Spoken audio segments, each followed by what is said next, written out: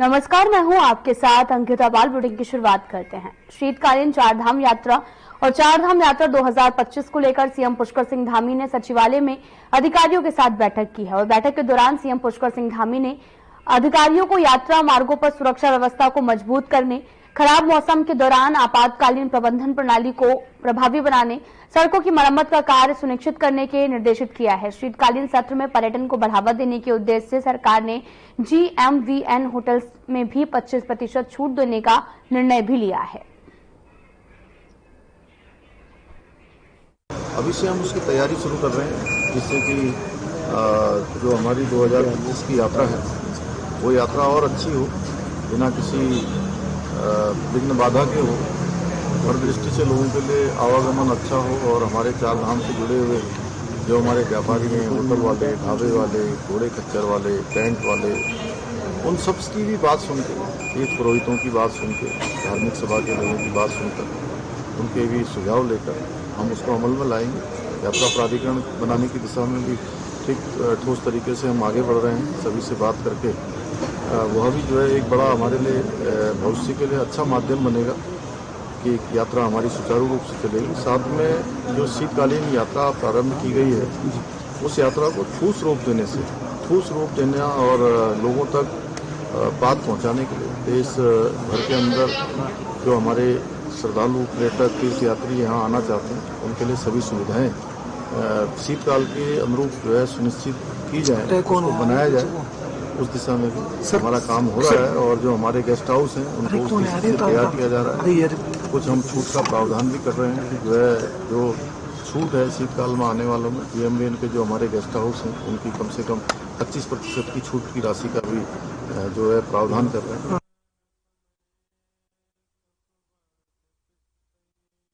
UP में महाकुंभ का मेला लगने वाला है, जिसके लिए उत्तराखंड के सीएम पुष्कर सिंह धामी आपको बताते चले कि आमंत्रित किया गया है और आगामी महाकुंभ में उत्तराखंड का एक अलग से पंडाल सजने वाला है। इस पंडाल में उत्तराखंड की संस्कृति को भी दिखाया जाएगा।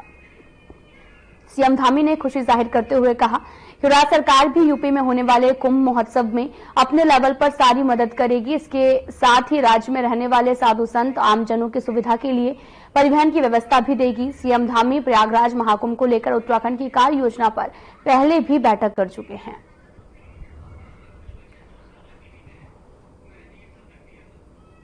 क्योंकि माँ गंगा यहीं से निकलती हैं और यहीं से लाकर वहाँ संगम में मिलती हैं। संगम में गंगा यमुना का संगम होता है, तो ये हमारे लिए बहुत ही गौरव की बात है, खुशी की बात है कि कुंभ वहाँ पर आयोजित हो रहा है। तो हमारा हर तरह से यहाँ से, चाहे हमको जो स्नान इत्यादि के समय में जल की अत्यधिक आवश्यकता होती है, वो जल भी हम लोग यहाँ से उसको छोड़ेंगे, करेंगे और कुंभ में प्रतिभाग भी करेंगे। यहाँ से आवागमन के लिए भी, परिवहन की व्यवस्था सुनिश्चित करने के लिए भी हमने बैठक की है, जिससे कि हमारे राज्य से जाने वाले सभी हमारे साधु संत हैं, तीर्थ यात्री हैं, आराम से जाएं और अपने स्नान करें।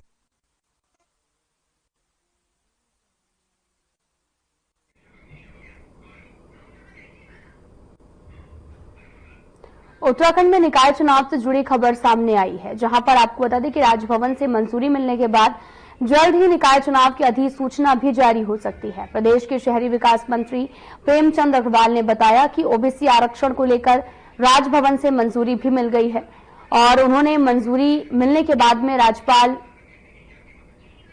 गुरमीत सिंह का भी आभार जताया है और साथ ही निकाय चुनाव से जुड़े इस फैसले का सभी को बेसब्री से इंतजार था।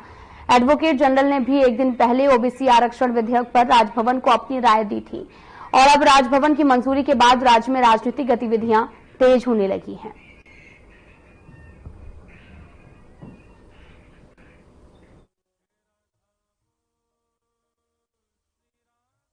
देखिए, मैं माननीय राज्यपाल जी का बहुत धन्यवाद कर रहा हूँ और चूंकि बहुत दिनों से हमारी फाइल लंबी थी, अंतोगत्वा उनके आशीर्वाद की जो हमें अपेक्षा थी वो उन्होंने वो अपेक्षा पूरी की है। उनका मैं धन्यवाद कर रहा हूँ। अब हम बहुत जल्द चुनाव की तरफ बढ़ेंगे।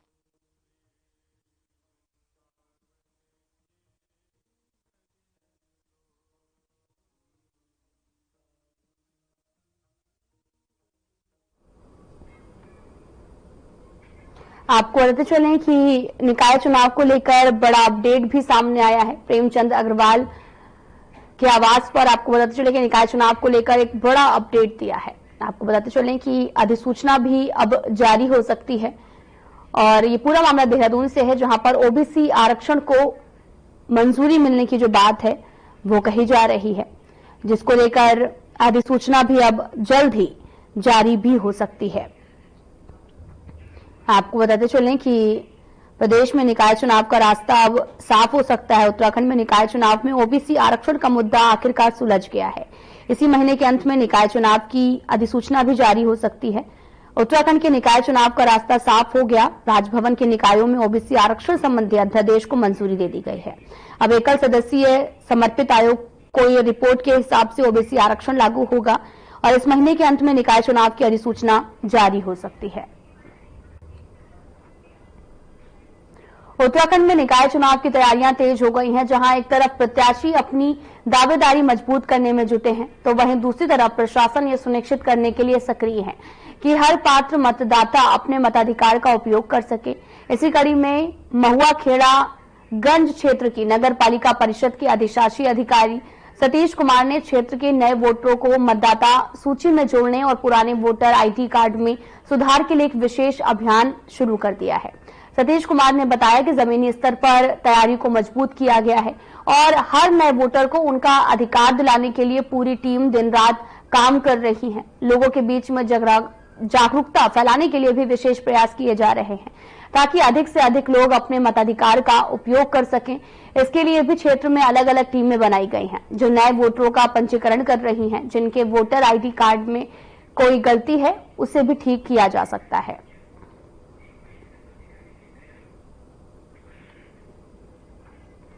उत्तराखंड के निकाय चुनाव के लिए अध्यादेश को विधि विभाग की हरी झंडी मिल गई है और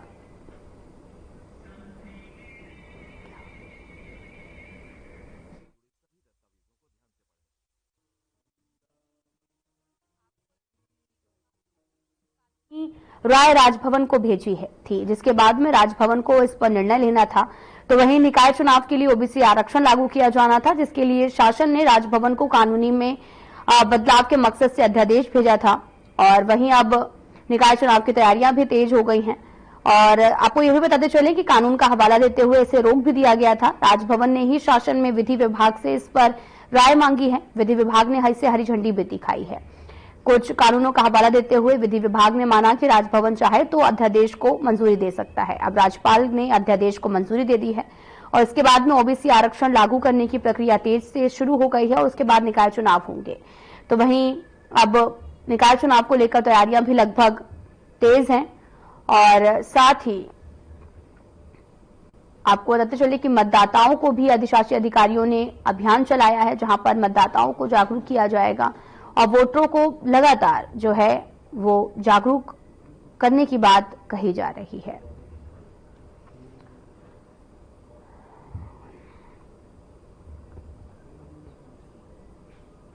मसूरी में अंग्रेजों के जमाने से स्थापित गनहिल के पानी के टैंक पर अनधिकृत हो रहे रूप से अतिक्रमण को लेकर निर्माण को लेकर गढ़वाल जल संस्थान मसूरी द्वारा भी कार्रवाई शुरू कर दी गई है, जिसको लेकर मंगलवार को गनहिल टैंक का अनधिकृत रूप से बनी 3 दुकानों को सील किया गया है। और मसूरी गढ़वाल जल संस्थान के जूनियर इंजीनियर दीपक शर्मा ने बताया कि उच्च अधिकारियों के निर्देशों के बाद में मसूरी गनहिल टैंक पर अनधिकृत रूप से बनी 3 दुकानों को सील कर दिया गया है। उन्होंने बताया कि 1908 से अंग्रेजों पर आपको बताते चले कि वाटर टैंक का निर्माण कराया था, लेकिन कुछ दशकों से वाटर टैंक पर अनधिकृत रूप से अतिक्रमण किया जा रहा था, जिसमें वाटर टैंक पर भार भी पड़ रहा था और कभी भी नुकसान हो सकता है।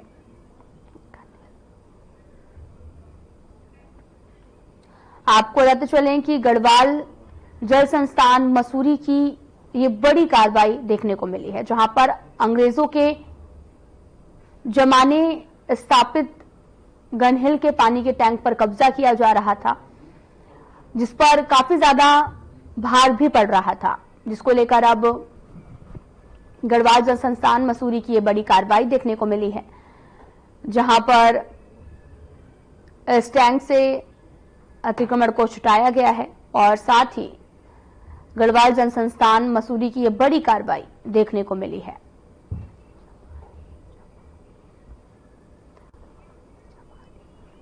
आपको बताते चले कि अंग्रेजों के जमाने में बना गनहिल के पानी के टैंक पर कब्जा किया जा रहा था, जिसको लेकर गढ़वाल जल संस्थान मसूरी की ये बड़ी कार्रवाई देखने को मिली है।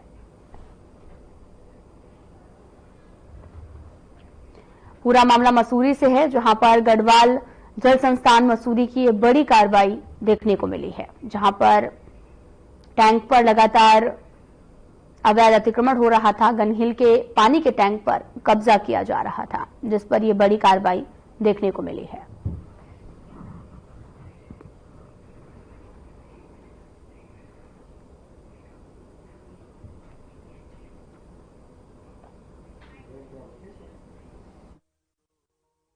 ये जल संस्थान मसूरी द्वारा इस गनहिल जलाशय पे इसका अनुरक्षण और उसका देखरेख किया जाता है।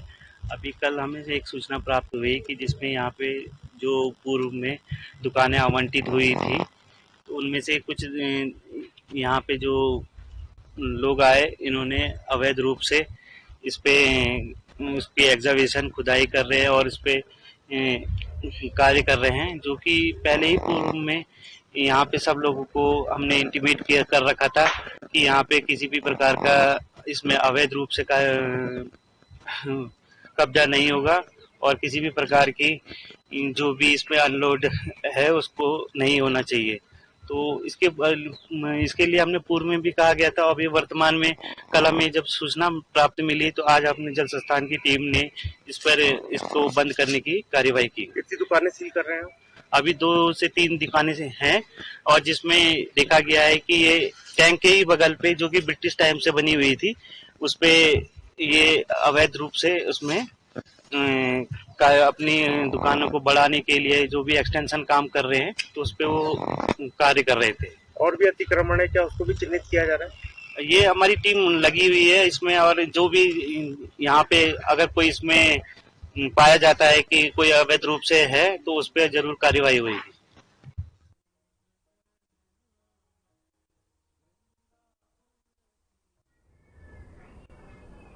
मंगलौर कोतवाली क्षेत्र में बड़ी सड़क दुर्घटना होने की खबर सामने आई, जहां पर स्विफ्ट डिजायर कार टांडा भनेड़ा से पडली गुर्जर जा रही थी, तभी कार बेकाबू होकर पलट गई और कार में 5 लोग मौजूद थे। कई लोग गंभीर रूप से घायल हो गए हैं, जिनको हॉस्पिटल में भर्ती करवाया गया है। वहीं एक शख्स की मौत हो गई है। बताया यह भी जा रहा है कि सभी लोग बारात में शामिल होने के लिए जा रहे थे, लेकिन अचानक से कार पलट गई। सूचना मिलते ही पुलिस मौके पर पहुंची, जिसके बाद घायलों को अस्पताल पहुंचाया गया। मंगलौर सीओ विवेक कुमार भी घटनास्थल पर पहुंचे और स्थिति का जायजा भी लिया है।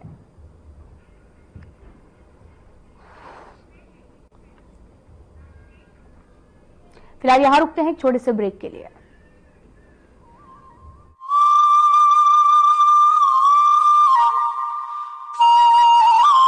पुरखों की सांझी विरासत, ऋषि मुनियों की परंपरा और अनुकूल वातावरण से देव स्थानम उत्तराखंड को मिला है देश और दुनिया में सबसे ज्यादा मान और बनी है आयुष और वेलनेस में बेस्ट डेस्टिनेशन की पहचान। We all came here to clean our 5 chakras and so far so good. We really enjoy it, and I give my best wishes for the government of Uttarakhand. Uttarakhand सरकार का संकल्प है कि आयुष और wellness की समृद्ध प्राकृतिक और सांस्कृतिक विशेषताओं से प्रत्येक व्यक्ति को जोड़ा जाए और सर्वोत्तम सेवाएं प्रदान की जाएं। देवभूमि उत्तराखंड में 300 से ज्यादा आयुष और वेलनेस सेंटर संचालित किए जा रहे हैं, जिसमें प्राकृतिक आयुष उपचार और योग प्रदान किया जा रहा है। मेरे पाँव की हड्डी भी थोड़ी बढ़ गई थी और वो पंचकर्म भी मैंने कराया है और मेरा सारा ट्रीटमेंट यहाँ पे मुफ्त हुआ है और उसमें मुझे 90% फायदा हुआ है। राज्य में पहली बार इवनिंग ओपीडी संचालित की जा रही है, जिसमें प्रकृति परीक्षण और ऋतुचर्या के अनुसार गैर संक्रामक रोगों और गंभीर बीमारियों का उपचार किया जा रहा है। मेरे को MND था, मोटर न्यूरॉन डिजीज, जिसमें मुझे नसों में झंझनाहट होती थी और मेरा राइट हैंड वर्क नहीं कर पाता था। मैं पिछले 20 दिनों से यहाँ पर मात्रावस्थी और मरम चिकित्सा ले रहा हूँ, जिससे मुझे 50 से 60% रिमूव हो पा रहा है, आराम मिल पा रहा है। प्रधानमंत्री नरेंद्र मोदी के आह्वान पर इंटरनेशनल योगा डे का उत्तराखंड में सफल संचालन होता है। उत्तराखंड सरकार डिजिटल कार्यक्रम आयुर्वाणी और आयुर तरंगिनी मैगजीन के माध्यम से योग और आयुष से जुड़ी जानकारी जनता के बीच पहुंचा रही है। मुख्यमंत्री पुष्कर सिंह धामी के संकल्प से आयुष और वेलनेस में निवेश के द्वार खुले हैं। सांझी विरासत को संजो रही है उत्तराखंड सरकार। आयुष और वेलनेस है स्वस्थ जीवन शैली के आधार।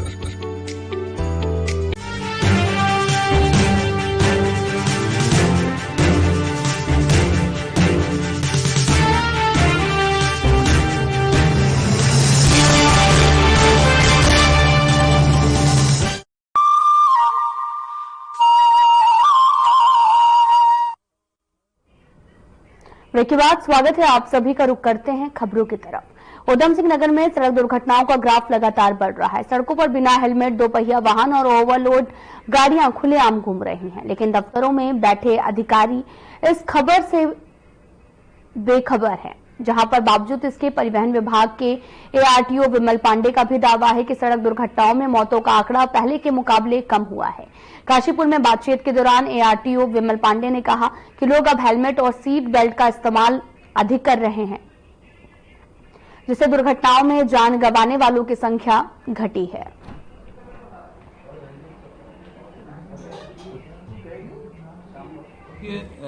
सड़क दुर्घटना जहाँ तक अगर बात करें तो अभी आंकड़ों की बात करें तो उधम सिंह नगर में पिछले साल की तुलना में कम हुए दुर्घटनाएं, लेकिन हाँ बढ़ रही है। निसंदेह लगातार दुर्घटनाएं हो रही हैं, प्रदेश में भी हो रही हैं और देश में भी हो रही हैं, और दुर्घटनाओं में मृतकों की संख्या बढ़ रही है। ये भी एक महत्वपूर्ण बात है। तो हमें अब इस पॉइंट पर चलना है कि सड़क दुर्घटनाओं में मृत्यु का सबसे बड़ा कारण क्या है। तो यहाँ पे दो चीजें मैं आपको बताना चाहूंगा। पहली बात तो यह है कि जो सड़क दुर्घटनाओं में मृत्यु होती है वो होती है हेड इंजरी के कारण, सिर पर लगने वाली चोट के कारण। अगर सिर सुरक्षित होगा तो आप सुरक्षित होंगे, आपका हाथ पैर टूट जाएगा तो बन जाएगा, लेकिन सिर अगर गया तो समझिए स्पॉट डेथ जो होती है वो होती है। तो दो युक्तियां हैं, सीट बेल्ट और हेलमेट, इनको फॉलो करवाने के प्रयास हम लोगों के बहुत तेजी से चल रहे हैं। इसके लिए हम लोग कैमरे से चालान कर रहे हैं। ANPR कैमरे जगह जगह लगे हुए हैं, हमारी इंटरसेप्टर व्हीकल जो है उनमें कैमरे लगे हैं, उनसे हम चालान कर रहे हैं और चालान करके सीधे वाहन स्वामी के पास मैसेज चला जाता है चालान का। तो हमारा उद्देश्य ये है कि हेलमेट और सीट बेल्ट को लेकर के जागरूकता हो जाए। हेलमेट और सीट बेल्ट अगर लोग पहनना शुरू कर देंगे तो दुर्घटनाओं में होने वाली मृत्यु को कम किया जा सकता है। ये तो पहला पॉइंट है। दूसरा महत्वपूर्ण बात यह है कि सड़क दुर्घटना में अगर कोई घायल हो गया तो उसे टाइमली हॉस्पिटल पहुंचाया जा सके। तो एक गोल्डन आवर का एक फॉर्मूला है, गोल्डन आवर का एक प्रत्यय है जो कि मोटर वाहन अधिनियम में भी उल्लेखित है। गोल्डन आवर वो पहला घंटा है जो दुर्घटना के ठीक बाद का 1 घंटा होता है। यदि उस 1 घंटे में हमने दुर्घटना पीड़ित को हॉस्पिटल पहुंचा दिया तो उसकी जान बचने की संभावना बहुत होती है। अभी बहुत सारे लोग, मैं इसका एक गवाह हूं एक एक्सीडेंट का, जिसमें मैं देख रहा था कि लोग फोटो खींच रहे हैं और वीडियो बना रहे हैं, लेकिन वो घायल पड़ा हुआ, उसको कोई उठा नहीं रहा है। फिर मैं अपनी गाड़ी में उसको ले गया था। पुरानी वाकया है, 2023 का संभव था। तो इसमें एक प्रत्यय है गुड समैरिटन का। मोटर वाहन अधिनियम की धारा 134A में इस शब्द को लिया गया है गुड समैरिटन, यानी कि वो नेक व्यक्ति जो मोटर दुर्घटना में घायल व्यक्ति की मदद करता है।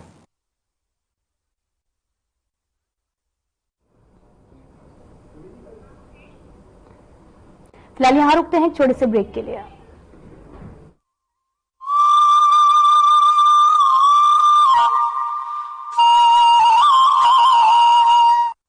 उत्तराखंड में बागवानी से सशक्त हो रहे हैं किसान, बन रही है उन्नत प्रदेश की विशिष्ट पहचान। मुख्यमंत्री पुष्कर सिंह धामी के संकल्प से किसानों की आय में जबरदस्त मुनाफा, फल और सब्जियों में पौष्टिकता, विकास के अंत्योदय सफर की कहानी लिख रही है। मुख्यमंत्री एकीकृत बागवानी विकास योजना के तहत किसानों को समृद्ध बनाने के लिए कोल्ड स्टोरेज पर 50% सब्सिडी अथवा 7,50,000 रुपए तक और रेफ्रिजरेटर वैन पर 50% सब्सिडी अथवा 13 लाख रुपए तक दिए जा रहे हैं। साथ ही फल, सब्जियां, पुष्प और मसालों के पौधे और बीज 50% सब्सिडी पर किसानों को प्रदान किए जा रहे हैं। मुख्यमंत्री एकीकृत बागवानी योजना के तहत हमें सब्जी और बीज उपलब्ध कराए जाते हैं, जिससे कि हमें समय समय पर उद्यान विभाग के द्वारा विभिन्न प्रकार के कीटनाशक दवाइयां भी उपलब्ध कराई जाती हैं और महिलाओं का एक आजीविका को लेकर एक नया ही उत्साह उत्पन्न हुआ है। मुख्यमंत्री संरक्षित उद्यान विकास योजना में पॉली हाउस के अंदर सब्जी या पुष्प का उत्पादन करने पर किसानों को 80% तक सब्सिडी प्रदान की जा रही है। बाजार हस्तक्षेप योजना के तहत सी ग्रेड सेब और अन्य फलों को समर्थन मूल्य पर खरीदने के लिए व्यवस्था की गई है। फसल बीमा योजना के तहत फलों और मौसमी सब्जियों का बीमा कराया जाता है और सरकार किसानों को प्रीमियम की कई गुना धनराशि प्रदान कर रही है। हमने आम की फसल का बीमा करवाया था, जिसका 8 गुना प्रीमियम हमें सीधा डीबीटी के माध्यम से हमारे अकाउंट में प्राप्त हुआ। मैं धन्यवाद अदा करना चाहूंगा उत्तराखंड सरकार, मुख्यमंत्री श्रीमान पुष्कर सिंह धामी जी का। बागवानी योजनाओं से खुल रहे हैं समृद्धि के द्वार, किसानों को मजबूत बना रही है उत्तराखंड सरकार।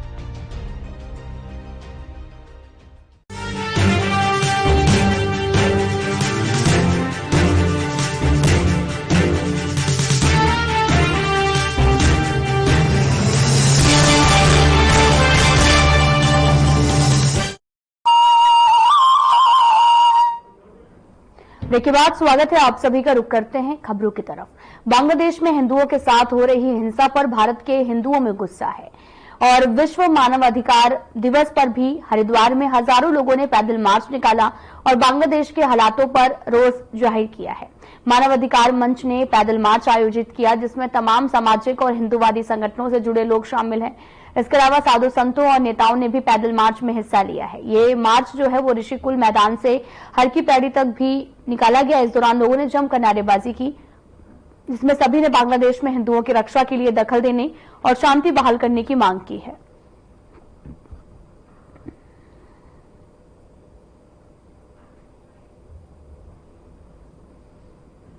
वहाँ के जो सेना के कार्यवाहक मुखिया है मोहम्मद यूनुस, जिसको शांति नोबेल पुरस्कार मिला है, वो शांति नोबेल उसका वापस लिया जाए और वहाँ पर हिंदुओं पर हो रहे अत्याचार के विरुद्ध ये आज एक आवाज यहाँ पर उठी है।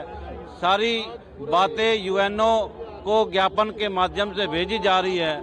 यूएनओ वहाँ पर इंटरफेरेंस करे, हिंदू बहन बेटियों का जो अस्तित्व का सवाल है हिंदू समाज की, उसके प्रहार को बंद किया जाए। भारत सरकार भी उसमें यहाँ से कोई शांति सेना के रूप में एक सेना का गठन किया जाए और उन पर कार्रवाई हो जो ऐसी आतताई हैं। सारे सामाजिक, धार्मिक, आध्यात्मिक संगठन है, सभी अखाड़े, महंत, महामंडलेश्वर इस कार्यक्रम में सम्मिलित है। सभी हिंदू संगठन, सामाजिक और धार्मिक संगठन आए हैं। उन्होंने अपने आक्रोश के द्वारा ये भारत सरकार से आग्रह किया है कि बिना विलंब करे बांग्लादेश को भारत में मिला लिया जाए और वहाँ बांग्लादेश में जो हिंदुओं के साथ अत्याचार हो रहा है उसे तत्काल रोका जाए। और यहाँ सभी की मांग के यूनिस नाम की कोई सरकार नहीं है और सरकार को समाप्त किया जाए। और मैं तो यहाँ तक कहूँगा यूनिस को भी तत्काल जो है किसी जेल में डाला जाए और वहाँ पर नई सरकार गठन की जाए और उसको भारत में मिलाया जाए। वहाँ को बांग्लादेश को एक भारत का स्टेट घोषित किया जाए। किसको ज्ञापन भेजा जा रहा है आज? भारत के प्रधानमंत्री को, राष्ट्रपति के नाम ज्ञापन गया है और जो विश्व मानव अधिकार आयोग है उससे भी आग्रह किया है कि वास्तव में आप मानवता की बात करते हो तो आज विश्व मानव दिवस के अवसर पर कुछ करो, आंखें मत बंद करो, आंखें खोल के कुछ काम करो। जो हिंदुओं के साथ अत्याचार हो रहा है उसको तत्काल रोको।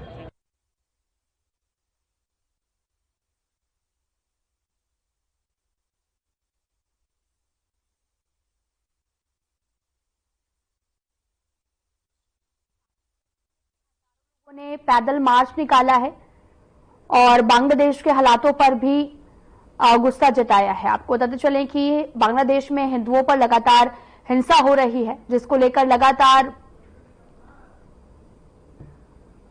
सरकार से दखल देने की मांग की जा रही है। हजारों लोगों ने यहां पर पैदल मार्च निकाला। तस्वीरें आपको दिखा रहे हैं जो कि हरिद्वार से हैं, जहां पर बांग्लादेश के हालातों पर काफी ज्यादा गुस्सा भी जताया है। हजारों लोगों ने यहां पर पैदल मार्च निकाला और बड़ी संख्या में लोगों का हुजूम भी इकट्ठा हुआ। तस्वीरें आपको दिखा रहे हैं जो कि हरिद्वार से हैं, जहां पर बांग्लादेश के हालातों पर काफी ज्यादा गुस्सा भी व्यक्त किया है।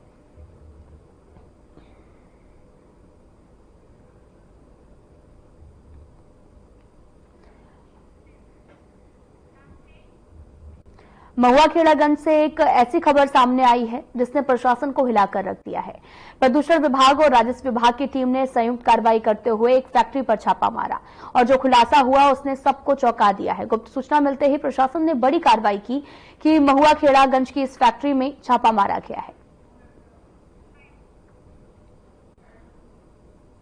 आज महुआखेड़ागंज स्थित उद्योगों के निरीक्षण के दौरान ये पाया गया कि एक फैक्ट्री यहाँ पे चल रही है। कुछ आभास हुआ कि यहाँ पे प्लास्टिक की थैलियाँ बन रही हैं, तो अंदर जाकर के देखा गया तो यहाँ पे प्लास्टिक की जो थैलियाँ हैं वो निर्मित हो रही थी। काफ़ी सारी मजदूर इस पे लगे हुए थे। तो जितना भी प्लास्टिक, फिर एसडीएम साहब को हमने सूचना दी गई और अभी स्थानीय प्रशासन और जो नगर पालिका के स्टाफ वगैरह सब यहाँ पर हैं और अभी इसकी नाप तोल चल रही है, तो इस पर आगे कार्रवाई की गई।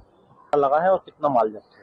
इस पर प्रथमतः हम 5 लाख रुपए का जुर्माना आरोपित करेंगे। उसके पश्चात इसका जितना माल होगा उसको 5 रुपए किलो की दर से एक पर्यावरणीय क्षतिपूर्ति होती है वो भी आरोपित की जाएगी और उद्योग को सीज किया जाएगा और जितना भी प्रतिबंधित प्लास्टिक है इसको जब्त करके जो स्थानीय निकाय हमारी महुआखेड़ागंज नगर पालिका उसको सुपुर्द किया जाएगा।